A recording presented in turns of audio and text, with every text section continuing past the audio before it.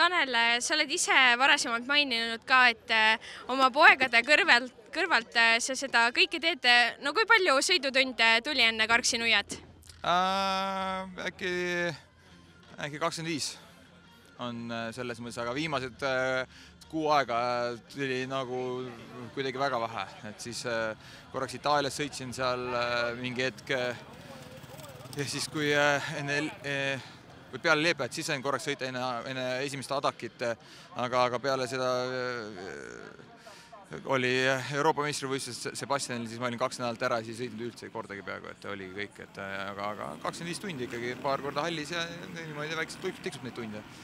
Tundus, et täna sellest piisas? Ei, piisas jah, et oligi natukene esimene sõit, rikkusin oma sõidu lihtsalt ära kukkumisega, et teine sõit vaatasingi, et mingi vahe sisse, et teeks mingi lollakat tapsud, proovisin juba nagu rahulikult või kinna peale sõita, et ei hakanud mingi üle rapsima. Kas on need kogemused, mis sul aastatega tekkinud on, need, mis täna võidu koju tõid? Ma ei oska öelda, esimene sõit ei tulnud, mingi kogemust ei tulnud ja võin pikali.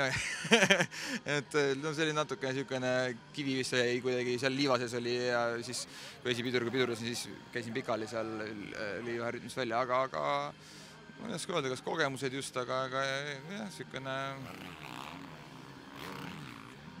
või mingil määral võib öelda, aga ega teised, kes selja taha olid ka suht kogemustega mehed, et meil niisuguseid täitsa valunoori ei olegi meks ühes, kes sõidavad, aga jah. Kuidas tänasel päeval Karksi-Nuia rada oli? Teine sõit tegelikult mulle meeldis.